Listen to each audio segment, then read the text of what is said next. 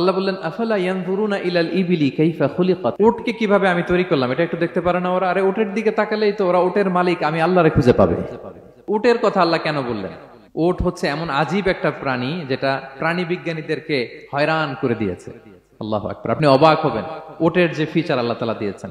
মক্কার লোকেরা উটের গোশত খাইতো, উটের দুধ খাইতো, উটের চামড়া দিয়ে দ্য ফাইনেস্ট লেদার তারা বানাতো, উটের উপর মাল নিয়ে বোঝাই করে এক প্রান্ত থেকে আরেক প্রান্তে পাড়ি দিত, নিজেরা উটের উপর রাইডিং করত।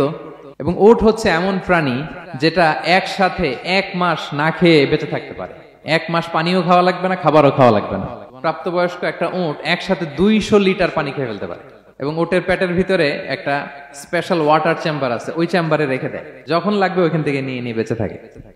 1 মাস না খেয়ে বেঁচে থাকে কি করে? উটের পিঠে দেখবেন একটা কুজ আছে, এই পুরো কুজটা হচ্ছে চর্বির আধার। ওটের যখন খাবার থাকে না মরুভূমিতে, মাসের পর মাস যখন চলে, ওই চর্বি থেকে এনার্জি নিয়ে সে মরুভূমিতে চলে, সে না খেয়েও বাঁচতে পারে। আমাদের চোখের মধ্যে যেমনি একটা পাপড়ি, এরকম এক পাপড়ি দিয়ে উটকে আল্লাহ বানায় নাই, ডবল লেয়ারের পাপড়ি দিয়েছে। কারণ মরুভূমির মধ্যে চলতে পথে লু হাওয়া থাকবে, মরুভূমির সাইমুম, বালুর ঝড়, এই ঝড় মোকাবেলার জন্য, লু হাওয়া মোকাবেলার জন্য ডবল লেয়ারের চোখের পর্দা। একটা পর্দা ফেলে রাখে আর একটা খুলে সে হাঁটতে থাকে, তার কিছুই হয় না। সুবহানাল্লাহ। আমাদের 98 ডিগ্রি ফারেনহাইটের স্বাভাবিক তাপমাত্রা, তাই না?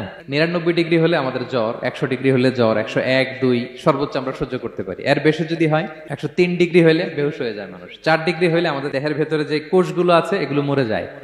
কিন্তু একটা উট মরুভূমির তাপমাত্রায় প্রতিদিন 104 ডিগ্রি 5 ডিগ্রি তাপমাত্রা সহ্য করে খুব স্বাভাবিক উট চলতে পারে, তার কিছুই হয় না। এবং মরুভূমির মধ্যে যে ক্যাকটাস আছে, গুলমলতা, বড় বড় কাঁটা জাতীয় গাছ, যেই কাঁটা পৃথিবীর কোনো প্রাণী খেতে পারবে না, কিন্তু একটা উট অনায়াসে খেয়ে ফেলতে পারে। উটের জিহ্বাকে এবং পাকস্থলীকে আল্লাহ এমন স্পেশালি মেড করেছেন, যত কাঁটা দিবেন খেয়ে সাবার ওর কিছুই হয় না। সুবহানাল্লাহ বিহামদিহি।